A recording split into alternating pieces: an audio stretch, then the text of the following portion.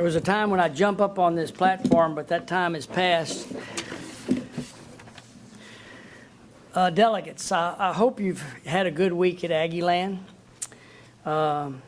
Although your roundtables, many of you still have your papers to finish this afternoon, this evening, I can guarantee you're in for a rare treat right now.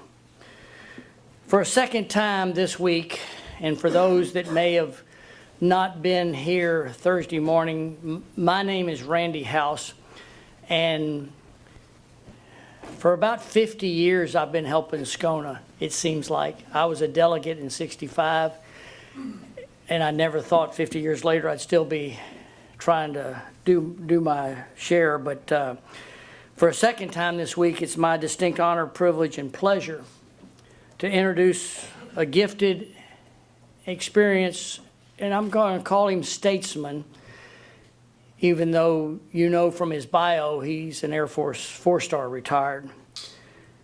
Great American and an old friend. As I indicate, General Hayden's bio is in your program, and I'm not going to go over that, but I would like to highlight just a few things that may not pop out as well. General Hayden served his country as an airman. He was an Air Force officer.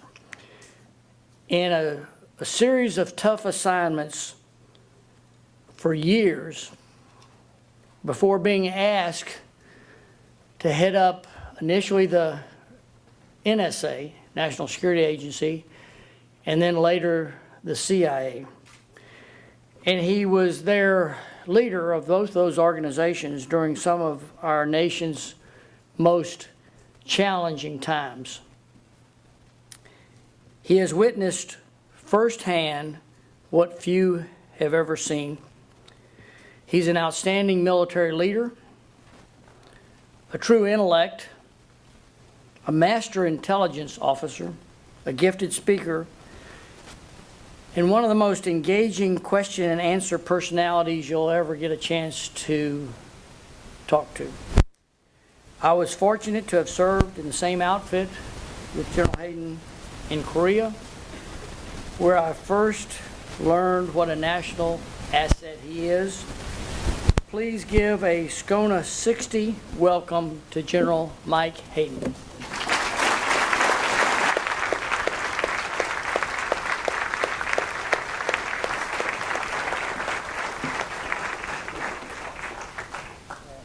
Thank you. It's very kind, and obviously not given under oath either. So, thanks for the chance to be here today. You've got a great theme for the conference, and trying to get ready here, I'm sending emails to General House and to Katie and others, and saying, so what do you want me to talk about? Igniting human potential. So let me give you a sense of the guidance I got here. What do we think of the intersection between our political institutions and our workforce, now and in the future? What are the new demands of leadership in an age of millennials? What are the peculiar challenges of leadership in the nation's intelligence and military communities? Well, that's quite a lot. That's quite a challenge. And I'm happy to be here to chat with you about it because I'm looking out here. We're all among family and friends here. So I'm going to talk a little bit about leading people, and particularly leading complex organizations in times of great uncertainty and great risk. Since I've been a military officer, since I've been in the intelligence community, that's my two large buckets of experience. I'll probably use that experience for most of my examples, but it really doesn't matter. I would hope that what I'm telling you is transferable to whatever leadership experience you might find yourself in. So with that as preface, let me give you a kind of a warning label here. I claim no expertise on this topic. Okay? I'm happy to share with you my experiences, but that's what it is. It's just my experiences, kind of things that I've learned or seen. I'm happy to describe that for you, but I'm going to be a brick or two short of prescribing it for you. Okay? I hope I don't offend any of the faculty members here, but I was never able to finish a book on management or leadership. Okay. You know, about a third of the way through, I'm saying, I think I heard this one before. It seems pretty obvious. It's getting repetitive. And so I've put it down. So here goes. Kind of Hayden's lessons learned or something like that. And number one, humility counts. Real humility. My wife, Janine, who's not with me here, and I regret that, because I would think she'd really enjoy the hospitality. She tells me that the graveyards are full of people who were indispensable. I never expected to be where General House described I have been. Director of the National Security Agency, Director of the Central Intelligence Agency. I was a 4-star. I was something called the PDDNI, Principal Deputy Director of National Intelligence. My security detail, because you get one at that job, my security detail called it the P. Diddy. I never liked that. But I was very happy there. And the phone rings, and it's John Negroponte. John was the DNI, the Director of National Intelligence. And he was up in New York, and he called me, and I picked it up, and I said, yes, sir. He said, Mike, the president's going to want to talk to you tomorrow. Okay. Is there more to this?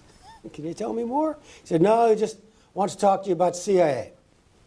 So I went to the White House the next morning, and I'm sitting there in the Oval Office, and President Bush turns to me and says, Mike, I want you to take over CIA. And I said, well, you know, Mr. President, I'm really comfortable where I am. And he says, Mike, I want you to take over CIA. At which point I was convinced. I guess the point I'm trying to suggest to you, I didn't lobby for that job. I didn't lobby for the job in DNI. I didn't lobby for the job in NSA. I got the job from NSA working in Korea with General House, and we were happy. And I still had more time on my tour left. I'd only been there about 17 or 18 months, and I get a call from the Chief of Staff of the Air Force, really kind of cute.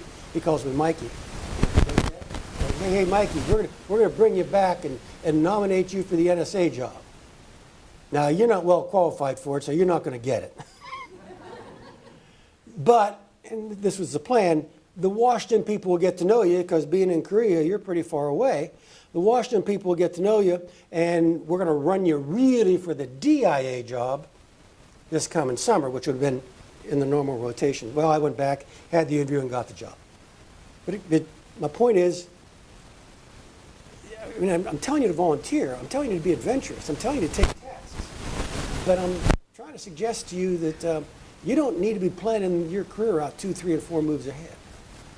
Just kind of do what you're doing. Back to that humility thing.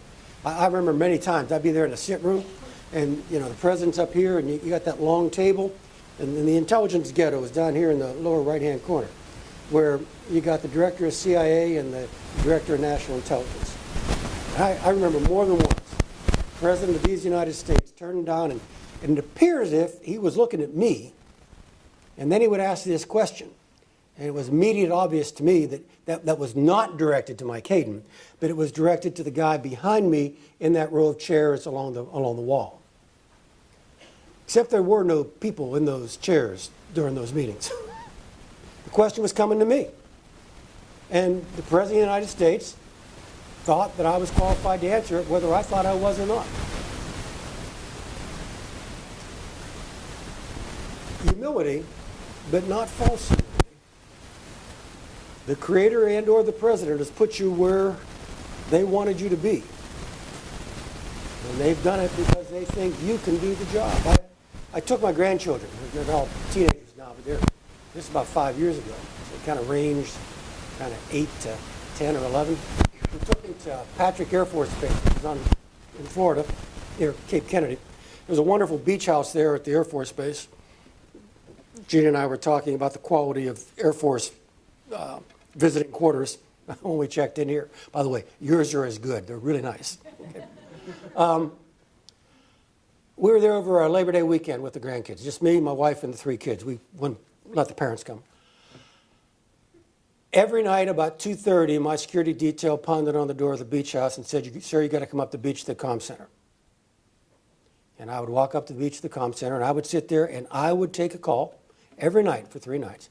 I would take a call about some significant operational matter that had to deal with taking terrorists off the global battlefield.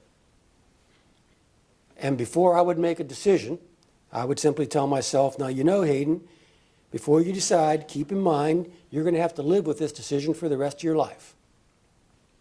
But it is your decision." So you get the yin and yang I'm trying to suggest to you here. There is humility, but genuine humility.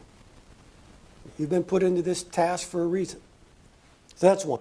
Second, the more senior I got, the more I realized this was about lessons I learned in the first grade or from my parents. In other words, the more senior I became, the less I was relying on any micro professional skills I may have developed, and the more I was relying on the basic values that I had been taught. I've heard this said in a military sense, up to '05, it's about doing things right. And after '05, it's about doing the right things. It's about making those decisions about courses of action. Again, do the right things, a level of values, less about professional skill. They're still important. But fundamentally, the questions you're getting, the more senior you get, are values-based. On 9/11, at NSA, I was director during 9/11. The attacks happen. We decamp out of the high-rise buildings. We go into a low-rider 3-story building for reasons that should be obvious. It's a low building. It's where the National Security Operations Center was, so I had God's own comm suite there. So it was a great place to go and operate. And I started making technical decisions. You know, turn this, do that, stop that, begin here. George Tenet called me. He says, "Mike, what do you got?" I said, "George, I got the equivalent of celebratory gunfire on the Al-Qaeda networks. You know, they're being self-congratulatory." So we all knew it was Al-Qaeda. And that was good, and I'm glad I did that. And some of the technical decisions I made were actually quite useful. But the real contribution I made as director of NSA wasn't, 10 degrees left rudder or 10 degrees right rudder on how we're collecting signals intelligence. The real contribution I made was 2 days later on September 13th, when I, as the director, spoke to the entire global workforce of the National Security Agency. When I talked to them about what had happened, what it meant to the nation, and more importantly, what it meant to us. And we had people whose families were really concerned about their going to work. Most of you are too young to remember that, but those who are not too young to remember it, or those who are old enough to remember it, don't you? And so I had to say things to the workforce to get them in the right place. So, look, I understand, I said. Some of your families are probably really upset, really concerned that you're here, fearing for your safety. Let me give you the good news. There are 330 million Americans out there who at this moment wish they had your job. I told them we weren't going to play defense forever, but we're going to play defense now, because we're going to continue to characterize the attack 2 days ago, and we're going to continue to warn against future attacks. And then I said something that gets to the very core of that values-based thing I said you get to as the more senior you get, and that's this. And that's actually right at the end of the speech. And I said, there's one more thing.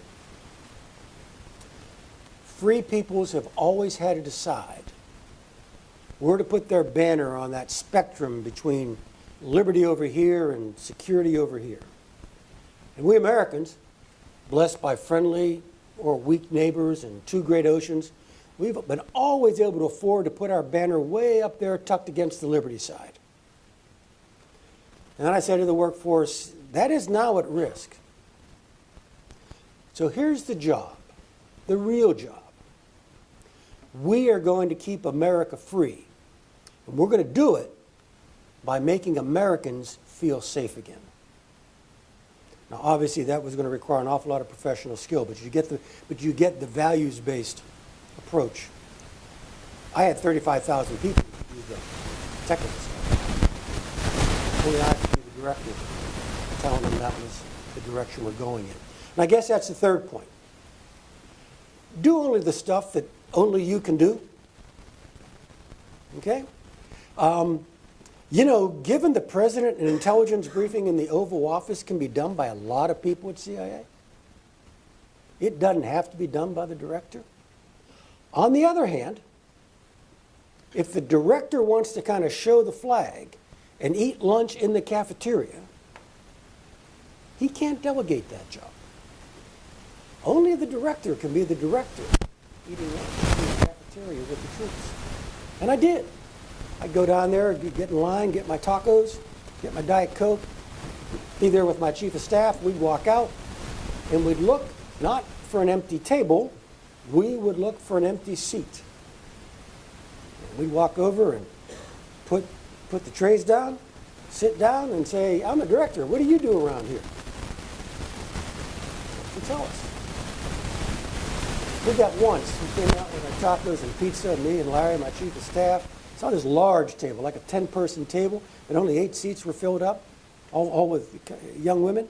So we came and we went over and put the trays down there, and I sat down and says, I'm the director. What do you people do around here? And one of the young women looked at me and said, well, until you got here, we were trying to have a baby shower.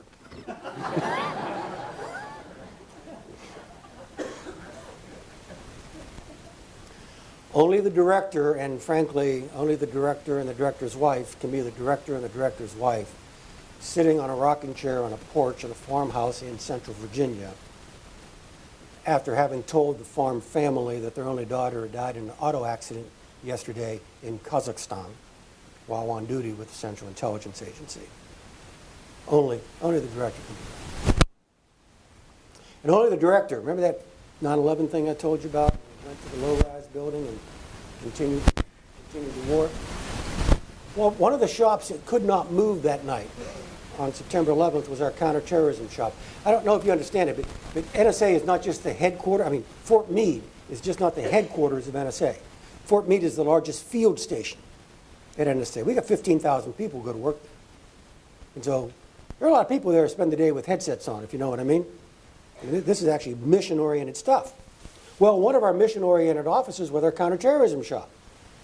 And the counterterrorism shop was actually in one of the high-rises. So as I'm saying, people who decamp out of the high-rises, go to the low-rider, the 3-story original ops building, we can't move the CT people. We can't take them off monitoring. So they've got to stay there. And so as we're coming to dusk on September 11th, I go into the counterterrorism shop. Again, one of the higher stories in one of the big buildings. You've all seen the iconic pictures of NSA, right? They kind of make them scary in those Will Smith movies you've seen. Yeah, all right? It's near the top of one of those 2 big buildings. And I go in there, and you can see the sunset. By the way, if I'd have been about 15 stories higher, of course, there aren't 15 stories above it, but if I could have been, I could have seen Fort McHenry. I could have seen the last American installation to have been bombarded by an enemy power in the homeland. In any event, I walked in, and what I did see was individuals from our logistics force tacking up blackout curtains on the windows as the sun was setting on September 11th. And I know what blackout curtains is. I've seen the movies. I sat there and thought, we're putting up blackout curtains in eastern Maryland in the 21st century. This is going to be different. And then I walked around. And by the way, most of the people in the CT shop were Arab American.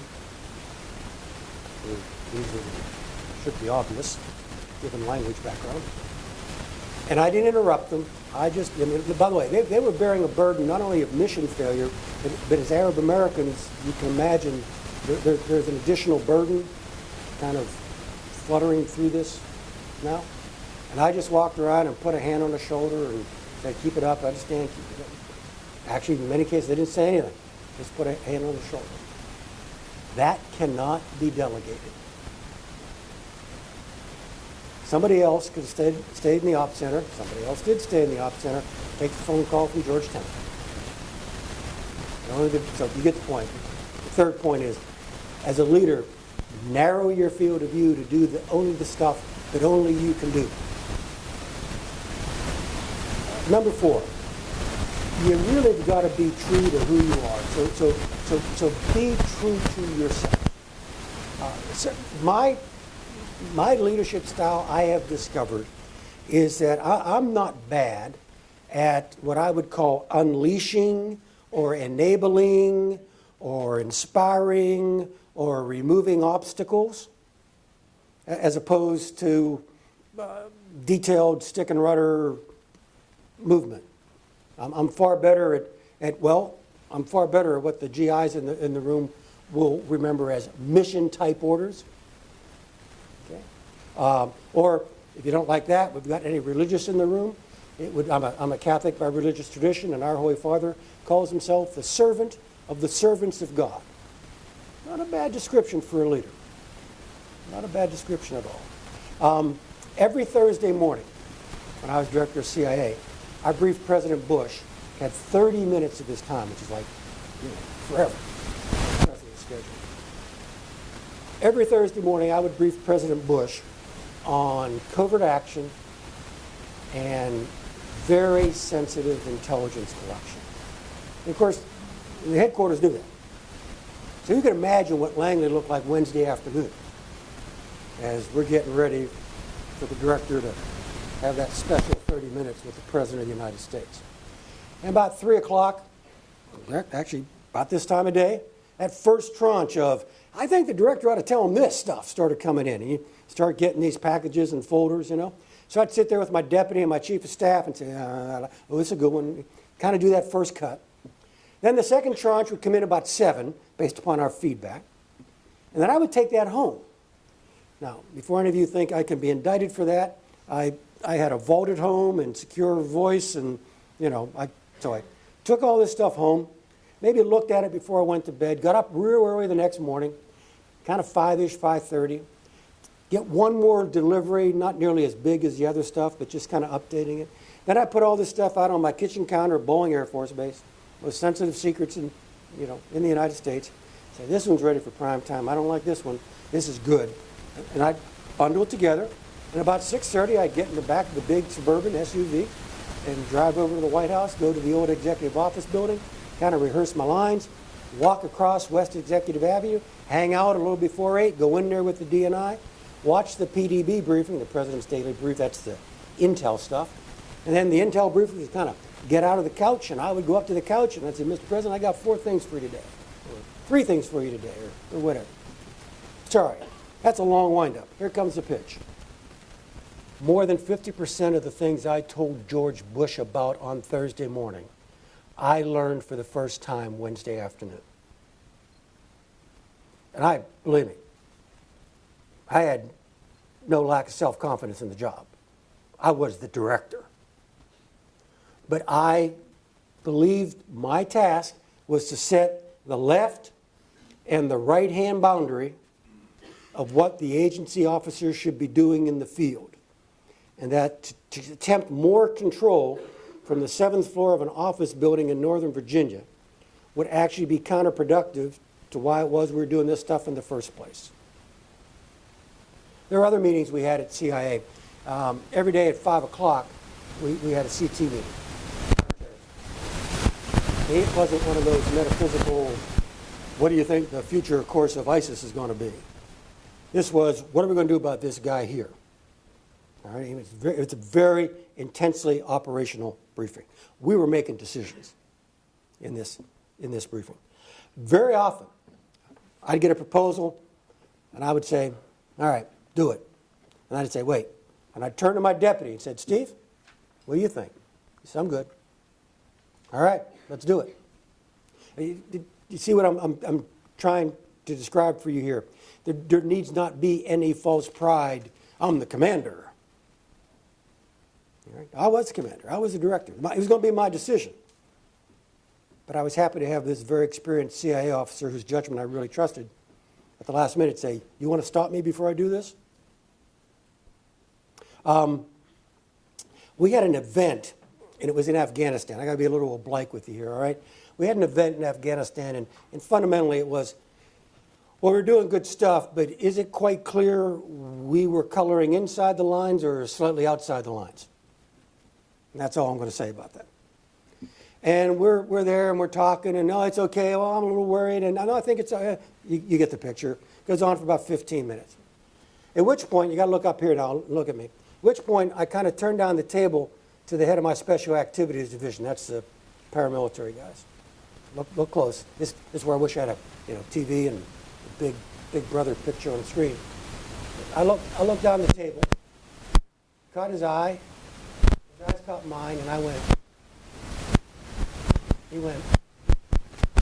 24 hours later, he was in Kabul.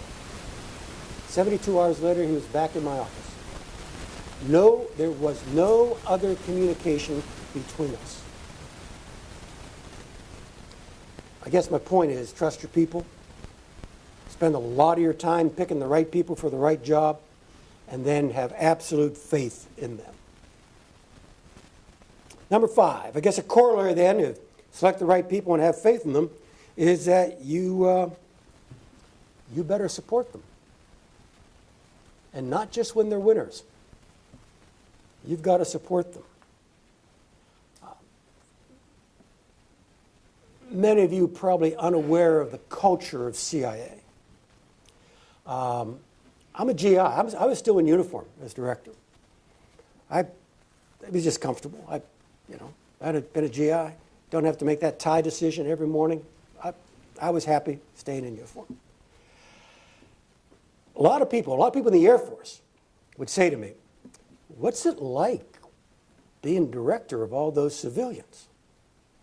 And my response was, this is the most military-like civilian culture with which I have ever been associated. Service before self, patriotism, sacrifice, they've got it all, just like our uniformed services. There is one thing where there is a difference between CIA and the armed forces. CIA has never gotten that hierarchy thing. Okay, I'm there. I've just been named director. I was sworn in by the vice president. I came up the GW Parkway, and I went into the bubble. That's the big auditorium. I already told you to imagine the Will Smith movie with the pictures of NSA. Now imagine Homeland with the pictures of CIA headquarters, and they show you the old headquarters building, and they got this golf ball looking like thing off to the right. That's the bubble. That's our auditorium. So I go in there, and I mean, there are people hanging from the rafters. It seats about 260. We probably had 350 in there. New guy in uniform. Check him out. So I'm down there. Remember, I said it's a military-like culture, except for the hierarchy thing, right? So I'm there, and I give my first speech, and, okay, steady as you go, smoke them if you got them, all standing orders. Then I take Q&A, which we'll do here in a little while. I took Q&A, and about 2/3 of the way in the Q&A, I get this hand way in the back, and I go, yeah, son, what do you got there? Yes, sir, thank you. He stands up. Now, I'm on stage. I'm in my blues, all right? I'm in my Air Force uniform. I got my blouse on. I got my JCS badge here. I got 4 stars on each shoulder. I got ribbons. Okay, I got a name tag here. He kind of looks at me and says, thanks, sir. What do we call you? I told you, they don't get the hierarchy thing very well. It's very flat. The answer I gave was, whatever makes you feel comfortable, son. Which turns out was the most important 45 seconds in my first hour with the workforce. It was a test question, and I didn't know it. Sometimes, and back to knowing your people, identifying with them, and protecting them, sometimes you can't protect them. Sometimes it's your responsibility to punish them. And we did that. Not for screwing up. Never did that. We punished them for lying about screwing up.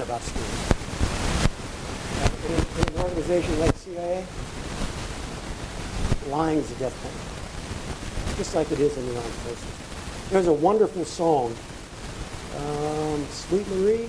It's on side 3 of Dylan's Blonde on Blonde from 1965. There's a great line in there that I associate with CIA. When you're working outside the law, you really got to be honest. And CIA doesn't work outside the law. Well, CIA doesn't work outside of U.S. law. All right. But the ethic, the ethos of espionage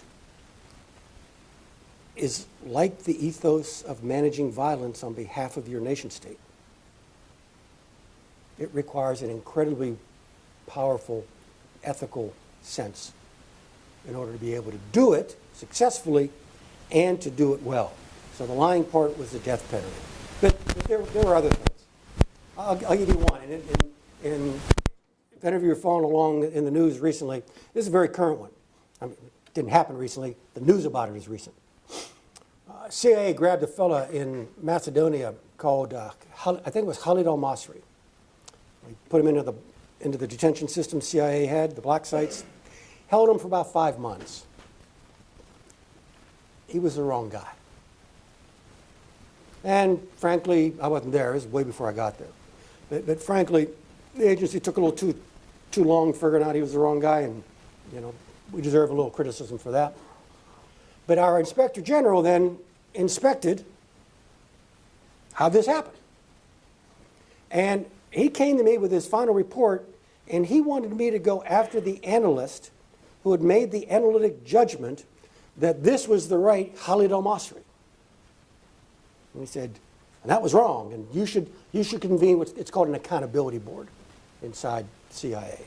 I mean, it's not a judicial punishment, but it leads to administrative punishment. And my Inspector General's name was John. I said, John, say that again? You want me to convene an accountability board on an analyst for getting something wrong?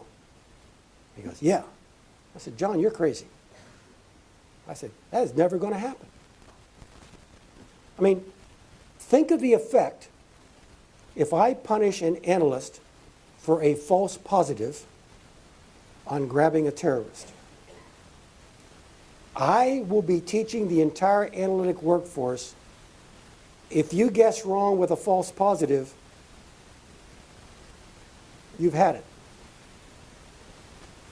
On the other hand, if they don't, but it turned out to be a true positive that then went undetained, bad things would happen, but not to you.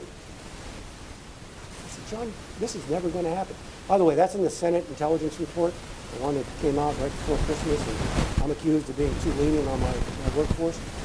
Again, we fire people for being dishonest, but I refuse to fire or punish this analyst for that judgment. Sorry, this is about leadership. And then you have to eat it. You're the shield. Back to the point I made here, that you trust your people, and then the corollary is to support your people. And sometimes supporting your people means you're putting yourself between them and the bullet. Your name gets mentioned in the Senate intelligence report, not the analyst name. You have to go into harm's way sometimes physically, very often bureaucratically, to support your people. That's number 5. Number 6, remember I said one earlier about, dance with what brung you there, just be who you are, okay? So while you can't change yourself, you do have to read the situation. You do have to be sensitive to what you're coming into. Now, I told you I don't read management text, right? But I am an Air Force officer, as General House pointed out. We all go to Squadron Officer School. And I went to Squadron Officer School a long time ago, 1975, actually. And I remember at least one lecture we got on management, because it was really simple. There was a guy up there, and he created this little 2x2 matrix, 2x2, about reading a situation and acting on a situation. So you could either be little R, you don't read it very well. Big R, you read it well. Little a, you don't act. Big A, you act. And then he had this, that obviously go 2x2, you're going to get 4 combinations of those letters. So, little R, little a. Don't really read much, don't really do much about it. I still remember the briefer's description. He's happy, leave him alone. Okay. Big R, I get it. Little a. We have a word for that in English. It's called a coward. Little r doesn't really see what's going on. Big A, shoot him. Big R, big A, leader. Read, courage to act. When I got to NSA in 1999, it badly needed to be shaken up. It is a great organization, great people. And this is another separate presentation, but the executive summary is the global telecommunications revolution had sped by it. All right? Things were happening in the private sector much more quickly than they could ever happen inside a three-letter government agency that depended on a federal budget cycle and so on. And so NSA was falling behind more with every passing week or month. And yet the agency was still feeling very autonomous, feeling very righteous, feeling very proud of itself. I remember I hadn't been director of NSA for 6 weeks, so this is still 99, just haven't left Korea. And they bring that stack of stuff into you about 6:15 on a Friday night and says, boss, this all got to be signed before the weekend. I used to do that, so I know what the trick is. All right? I was a new director, so I said, oh, maybe I'll read this stuff. So I said, fine, I'll sign it, but I'm going to read it. So I'm going through there, and I came across a letter that NSA staff wanted me to sign to somebody, and I read it, and it was so dripping with arrogance that I actually scratched out the sincerely and penned in, the great Oz has spoken. And then I sent it back to the originator saying, this is what I kind of think of your letter. I never saw it again. NSA needed to be shaken up. And although I think I was the same human being I was when I got to CIA, at NSA, I really did kick up an awful lot of dust. I did a whole bunch of things. Some of them, they weren't without purpose, but some of them were designed just to kick up dust, just to break off the barnacles, just to infect the place with an attitude that things could change. Fast forward, 2006, I become the director of the Central Intelligence Agency. They are not arrogant. They have battered child syndrome. They've just gone through revelations about enhanced interrogations, about renditions, detentions, interrogations. They've just gone through that whole thing about Iraqi weapons of mass destruction. I'm speaking figuratively now and pretty cartoonishly, but if somebody in downtown Washington kind of went like this, you have the whole agency kind of going like this because they thought they were going to get beat up again. Went to that first, remember I told you in the bubble and the kid in the back says, what do we call you? One of the things I did say in my prepared remarks was this. I don't know how much you all have heard about me, but let me tell you a couple things. Nobody sent me up here to blow anything up. So here's the deal.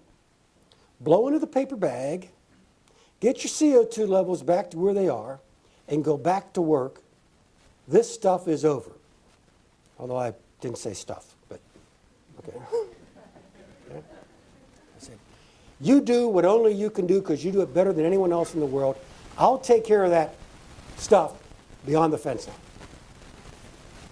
Now that is a very unshaking it up inaugural speech. And I left the bubble, went to the old headquarters building, went up to the 7th deck where the director's office is. I went into my conference room to meet my staff as director for the first time. The first thing I noticed is nobody stood up. I thought, oh yeah, this is different. So I sat down and I began, I didn't hire any of you people. If that presents you with the problem, you have 48 hours to tell me. Otherwise, you're mine and you better act like it. I was firing people left and right at NSA just to kind of, stir things. At CIA, which did not need to be shaken up, needed to be settled down, I took a completely different path. Okay? Really, really important for you to understand the situation, particularly in the military, because you enter situations not of your making. And so you have to understand where it is your unit is in order to chart a course of action. Now remember, I began earlier with be who you are. So I was the same person, the same attitude. You know, the unleashing thing, the removing obstacle things, and so on. But I chose to do a few different things. One final point. The world's really complicated, and sometimes we forgive ourselves the impact or implications of complication by ratcheting our talk up 1 or 2 levels of abstraction. And then I learned this in Korea, the Army phrase, big hand, little map, okay? Which implies a lack of precision. Try to avoid that temptation. Try, you know, when something is done into the eaches, and it's very difficult to solve, don't go for the instinct, let me just push it up a little higher here. Let me make the problem bigger, and then it'll be easier to work with. Deal with ambiguity, deal with the eaches. I'm sorry, that's pretty obscure. Let me give you a really concrete example. The Syrians are building a nuclear reactor in the eastern Syrian desert. I'll be damned. You know, we caught it, but we caught it kind of late. It was probably a couple months from going hot, but we caught it. I had to go down and tell the president, Mr. President, remember we told you that there was one country along the Euphrates River that had a nuclear program? Well, we told you the wrong one. It wasn't Iraq, it was Syria.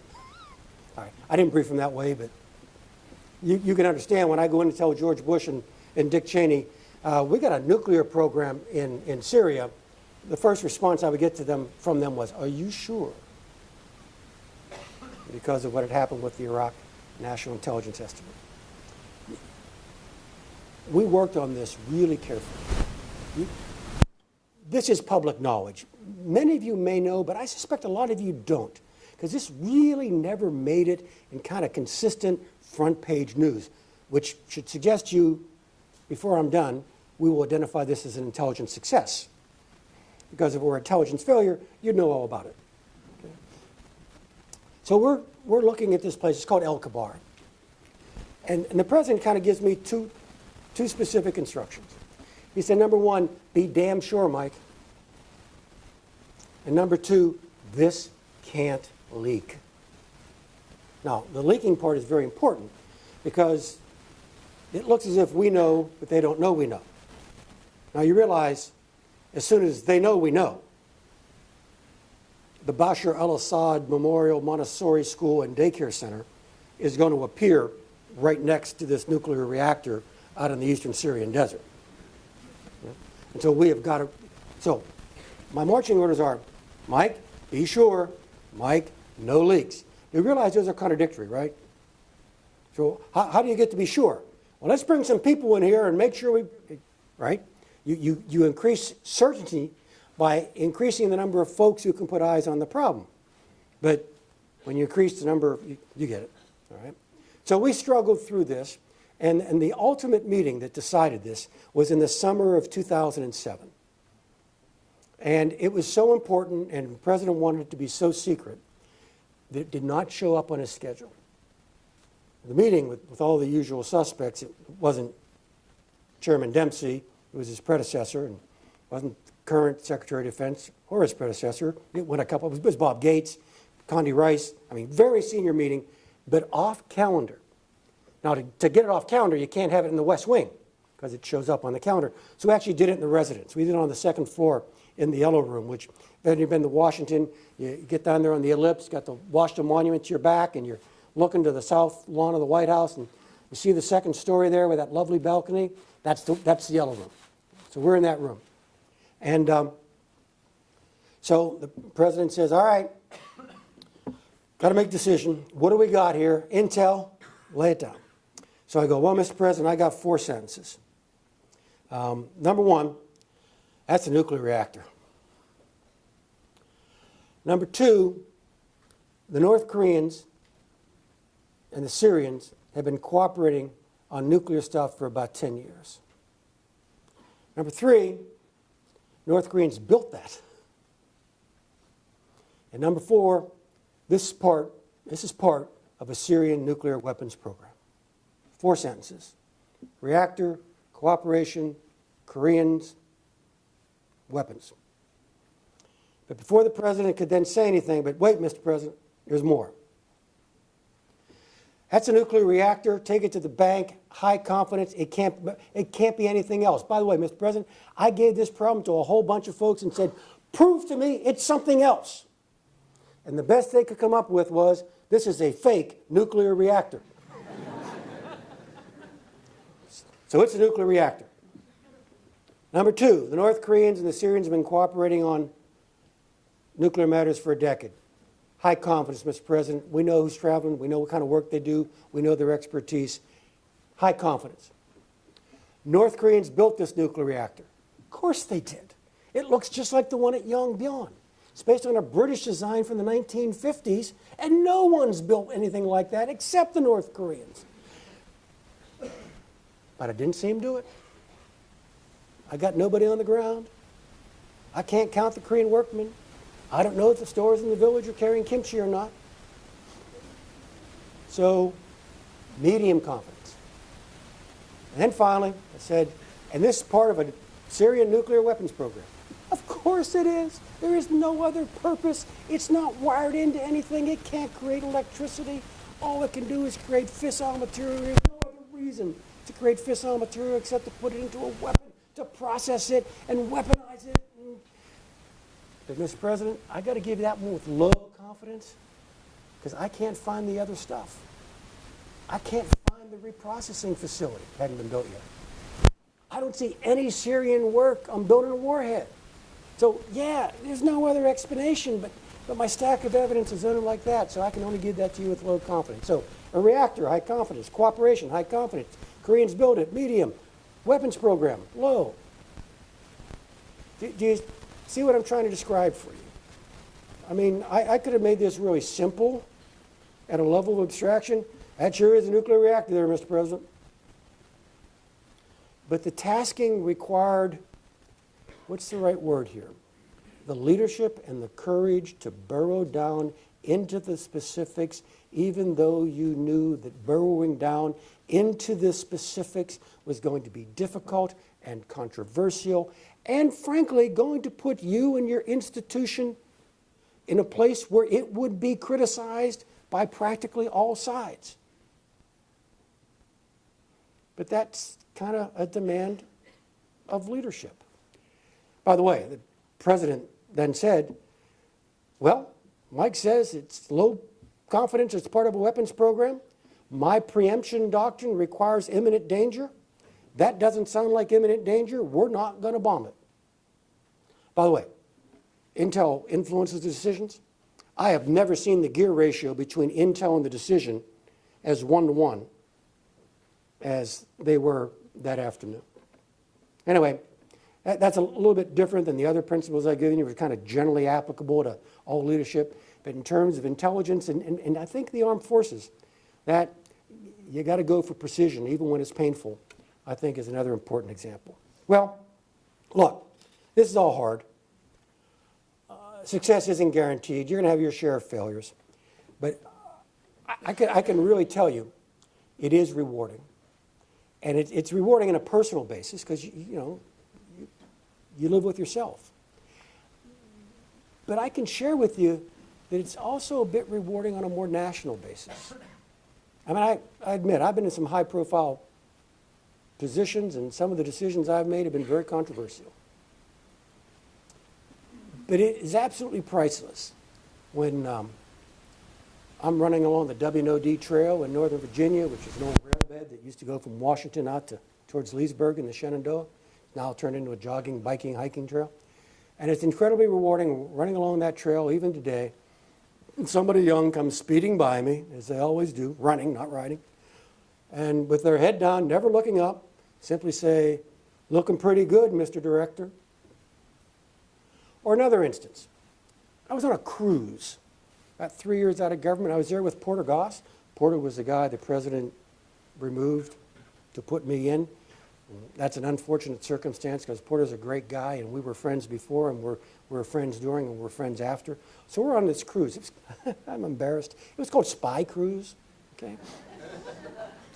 It was an Eastern Caribbean thing, and they had people like me and Porter and a few others who would kind of give lectures on the days at sea. And in return for that, we got our passage. It's not the first one in my family to work for his passage across the Atlantic, okay? So we had a reporter there named Tom Mangold from the BBC. And Tom was a good guy. But the rules were, the classes were off the record. And so we were saying interesting things, but he couldn't use them. So he said, why don't I take you guys to dinner? Now, if any of you have been on a cruise ship, you know dinner's included. That is not that attractive an offer, all right? But we did want to talk to Tom, so we did go to dinner with Tom. It was Tom Mangold, me, my wife Janine, Porter, and Porter was traveling with his son. And so Mangold, we're chatting about a bunch of intel things that unclassified, but intel related. And finally Mangold looked at Porter and me and said, I gotta ask, do you guys get recognized when you travel? Porter looked at me. Yeah. Do people come up and talk to you? Porter, me. Yeah. What do you say? Thank you.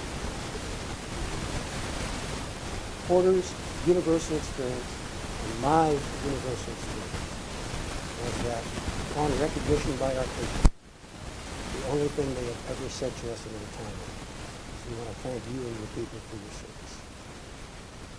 And so the tasks you're going to take on, you do this in any profession, but particularly in intelligence and in the armed forces, will be very, very difficult.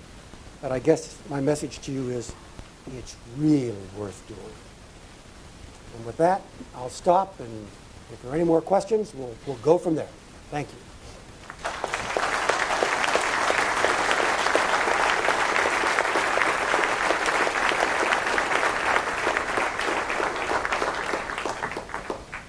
General Hayden, first of all, thank you very much for coming to speak to us today. I appreciate, I'm sorry, my name is Cadet Mogensen, Texas A&M University. I also appreciate your willingness to delve into kind of controversial or ambiguous areas. An area that's really fascinating to me that I'm currently doing a lot of research on is U.S. drone policy.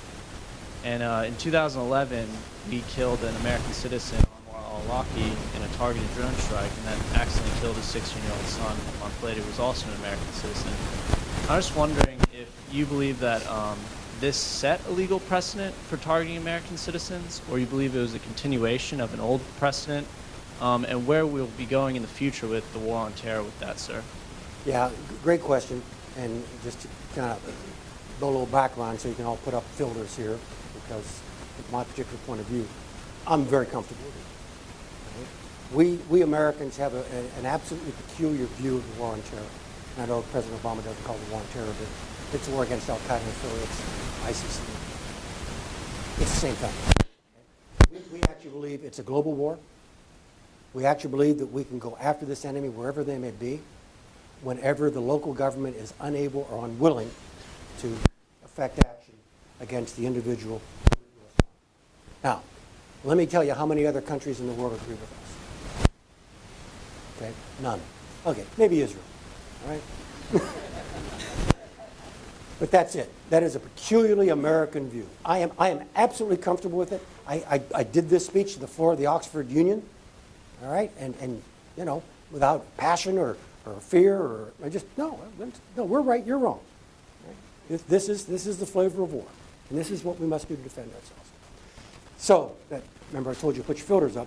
So it is not an abrupt thing for me then going forward to make the conclusion that American citizenship does not provide a shield for someone who takes up arms against the United States of America. And so I'm fine.